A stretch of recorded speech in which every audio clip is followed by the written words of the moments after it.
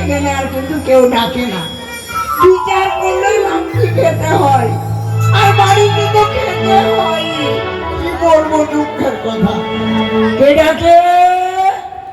বাবা, আমি এক ভিখারি। তুমি ভিখারি? হ্যাঁ বাবারে, আমাদের তো অবস্থা খুব খারাপ, তুমি আবার ভিক্ষা চাইতেছ, তোমায় আবার কি দিব বলো তো বাবা? শোনো বাবা, আমার ভিক্ষে লাগবে না। আমি দেখো অনেক তুন্ডল পেয়েছি। তুমি তো ভদ্রলোকে হ্যাঁ, তোমার এখানেই হ্যাঁ, আমি একটু রান্না করে খেতে চাই। রান্না করে খাবে?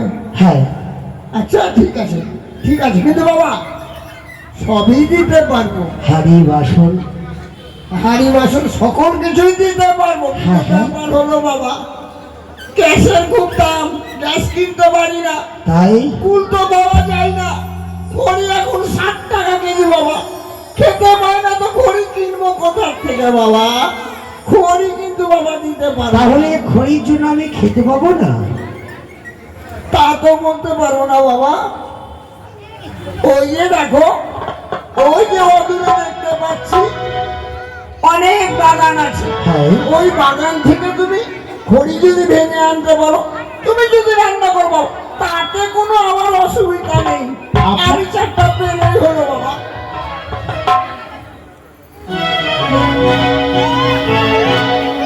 আমাকে দিও তাহলে হবে বাবা, আর কিচ্ছু লাগবে না।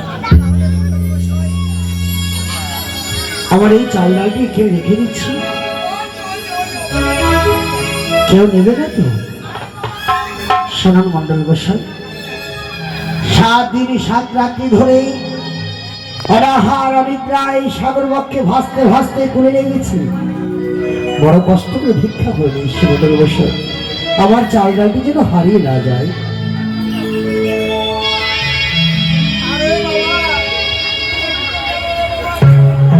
মন্ডল গোসাই, হ্যাঁ বলো বাবা।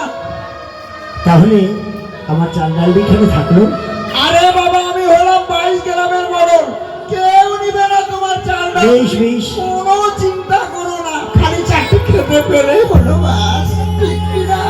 মন্ডল মশাই, হ্যাঁ, আবার কি রে বাবা? আমার চাল ডাল হারিয়ে যাবে না তো? আরে বাবা, বললাম তো তোমার চাল ডাল হারাবে না। আমি কি কাঁচা চাল খাবো না বাবা? বেশ বেশ বেশ, হ্যাঁ? আমি রেখে গেলাম। কেমন অদ্ভুত লোক, আমার বদনাম করে ছেড়ে দিল।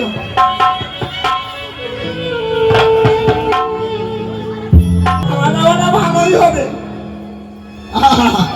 একটু আরাম করে বসেই নি। নগরে ভিক্ষা করেছি। ওরে মূর্খ চাঁদ, যতদিন আমার চরণে বিস্ময় ধরে দিয়েছি, তোর পিছু আমি ছেড়ে দেবো না। তুই কি ভেবেছিস ওই নগরে ভিক্ষা করে দণ্ডল অর্জন করে তুই ক্ষুধা নিবারণ করবি? অসম্ভব। তোমার সকলে আশাকে ব্যর্থ করে দেবো আমি। তাই তো এই মধ্যে আমি ছুটে যাবো ঘনিষ্ঠার কাছে।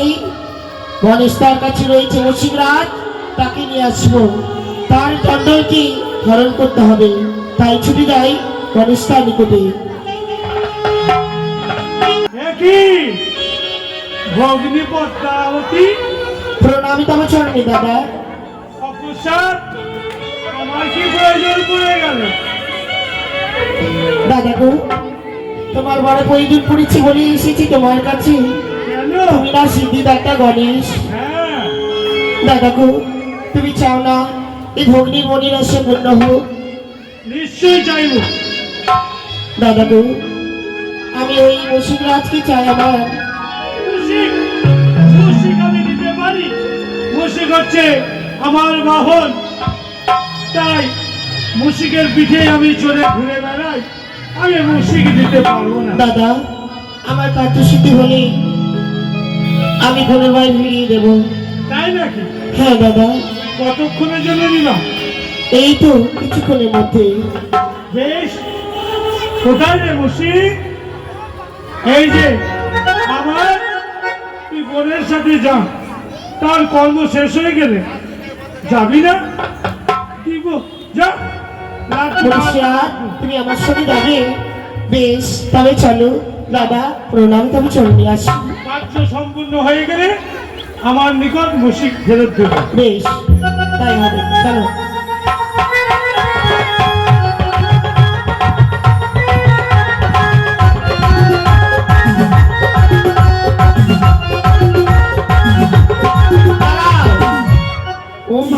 তোমার খিদে পেয়েছে?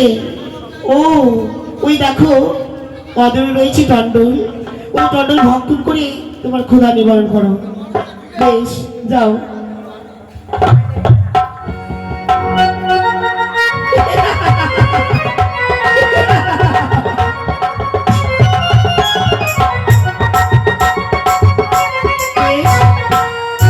চলো এবার আমার সঙ্গে এসো।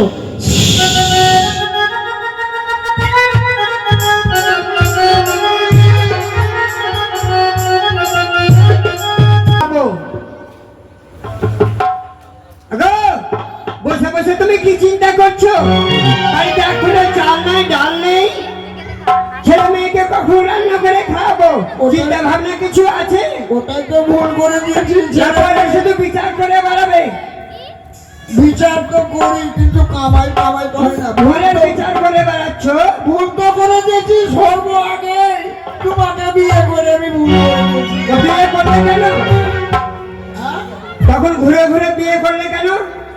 আরে ওখানে তো ভুল করেছি, তারপরে হয়ে গেল আরো 2-3টা ছেলে। লোকের বিচার করে বেড়াচ্ছ বিচার করে বেড়াচ্ছি, কেউ টাকা দেয় না, পয়সা আর দেয় না। ঘরের বিচার করতে পারছো উঠে না। মার খেয়ে বাড়িতে ও আসতে দুঃখ হয়। দারুণ রে,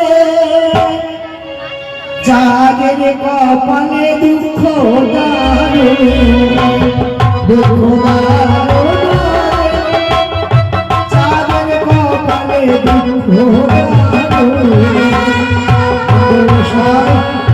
মন্ডল মশাই, মন্ডল মশাই, মন্ডল মশাই, মন্ডল মশাই।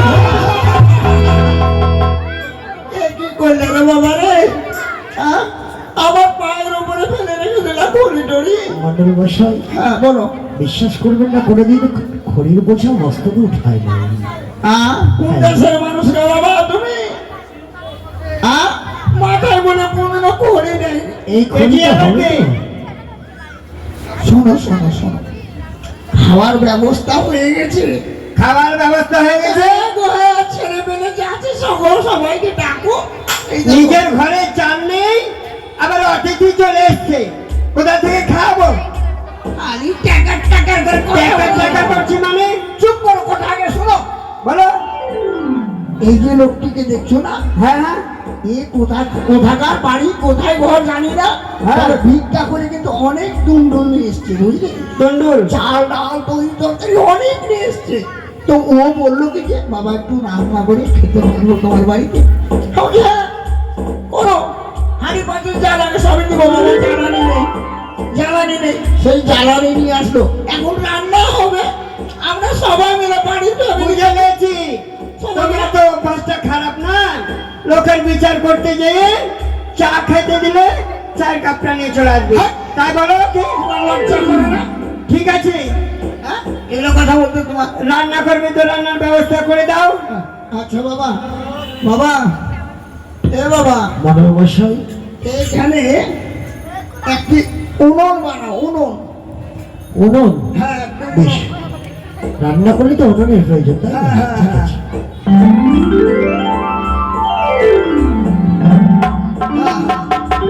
এদিক দিয়ে ভালো করে গোল করে ঘোরো বাবা।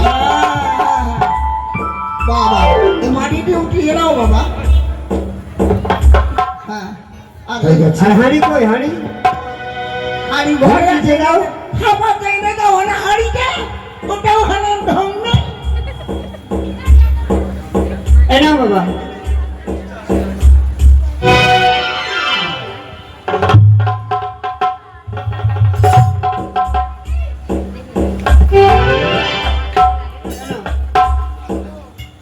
হ্যাঁ এইদিকে একটা, ওইখানে একটা, আর এইখানে একটা বাবা। হ্যাঁ বাবা বাবা বাবা চমৎকার বাহ বাবা। আচ্ছা মন্ডল মশাই, হ্যাঁ বলো। হয়েছে? হ্যাঁ হ্যাঁ হয়েছে হয়েছে। এবার কি করবো? এবার হাঁড়িটা চাপিয়ে দাও ওর উপরে। হাঁড়ি চাপিয়ে দিলাম। হ্যাঁ এবার জলটা দিয়ে দাও। আরে বাবা জল দিয়ে দিবা, তুমি খড়িটা আগে ঢুকাও না রে বাবা। হাঁড়ি চাপিয়ে দিয়েছি, হ্যাঁ এবার খড়ি দিয়ে দেবো, এই তো? খড়িটা